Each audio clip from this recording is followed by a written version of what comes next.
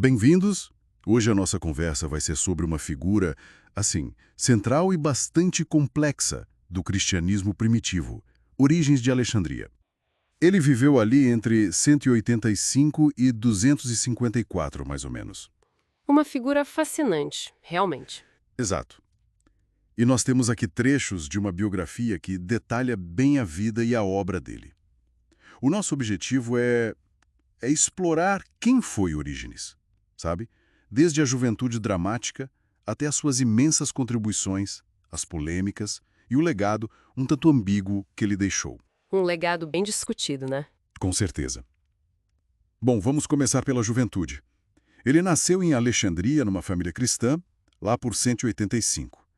A fonte que a gente está usando detalha como ele foi profundamente marcado pelo martírio do pai, Leônidas. Sim, durante a perseguição do imperador Septínio Severo. Uma época bem difícil para os cristãos. Muito. E tem aquela história incrível, né?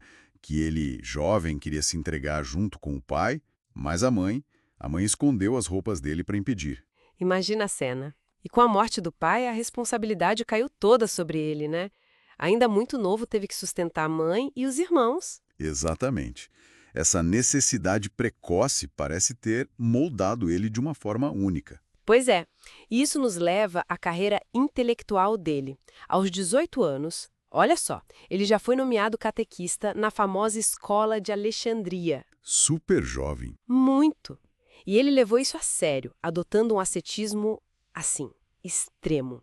Os textos descrevem uma vida muito austera, um manto só, sandálias gastas, jejuns constantes, tudo para se dedicar totalmente ao ensino e à escrita. Uma dedicação impressionante. E aqui entra uma figura-chave que a biografia destaca. Ambrósio, um convertido rico que veio do gnosticismo e ficou tão impressionado com Orígenes que decidiu financiar a produção dele. Ah, interessante isso. O Mecenas, então? Exato. Ambrósio forneceu secretários, copistas, tudo o que ele precisava. Isso permitiu a Orígenes escrever uma quantidade absurda de obras. Estimam-se milhares.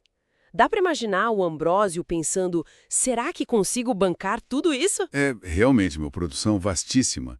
Os materiais mostram que ele atuou em muitas frentes. Exegese bíblica, quer dizer, a interpretação profunda dos textos. Sim, a busca pelo significado. Isso. Além de teologia sistemática, crítica textual, espiritualidade. E um exemplo que sempre salta aos olhos é a Hexapla. A Hexapla. Monumental. Exato. Pensa numa edição crítica gigante das escrituras hebraicas.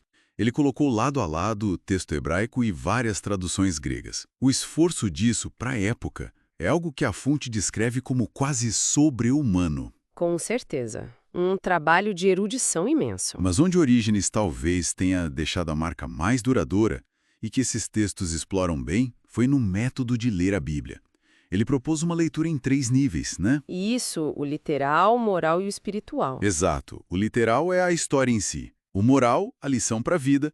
E o espiritual, o significado mais profundo sobre Deus, a alma. Mas o mais interessante para mim não são só os níveis. É a ideia de que a escritura é dinâmica. Ela cresce com o leitor, sabe? Sim, quanto mais você busca com fé e razão, mais ela se revela. Uma visão bem interativa da revelação. Exatamente. Só que essa busca intelectual tão intensa também gerou bem atritos. Orígenes explorou ideias bem especulativas que, como a fonte mostra, causaram muita controvérsia. É, aqui começam os problemas, né? Pois é, 2 ideias se destacam. A preexistência das almas, a noção de que nossas almas existiam antes dos corpos. Ousado. E a apocatástase. Essa era ainda mais polêmica. A hipótese de uma restauração final de todas as criaturas racionais em Deus. Isso incluía até anjos caídos, demônios. Nossa, dá para imaginar o choque que isso causou. Parecia diminuir a gravidade do pecado, a ideia de inferno. Exatamente. Mas é muito importante notar, e a biografia reforça isso, que Orígenes apresentava essas ideias como hipóteses teológicas, sabe? Para debate. Ele não via como dogmas fechados. E ele era um defensor ferrenho da liberdade humana. Entendi. Eram mais provocações intelectuais, então. Digamos que sim, mas infelizmente foram depois simplificadas, tiradas de contexto e condenadas como heresia. Além disso, teve conflitos bem terrenos. A ordenação dele como sacerdote, feita fora de Alexandria sem permissão do bispo local, Demétrio. Ah, tive isso também? Sim, isso gerou um rompimento e ele foi forçado ao exílio em Cesareia, onde, aliás, ele fundou outra escola muito importante. Não parou, né? Não mesmo. E o fim da vida dele foi tão dramático quanto o começo. Já idoso, durante a perseguição do imperador Décio, Orígenes foi preso. Mais uma perseguição? Pois é. E os relatos que temos falam de torturas severas, porque ele se recusou a abandonar a fé. Ele resistiu, foi solto depois, mas morreu pouco tempo depois, lá por 253, por causa das sequelas. Que fim trágico para uma vida tão dedicada à fé e ao intelecto. Muito. Então, o que a gente tira de mais importante desses materiais?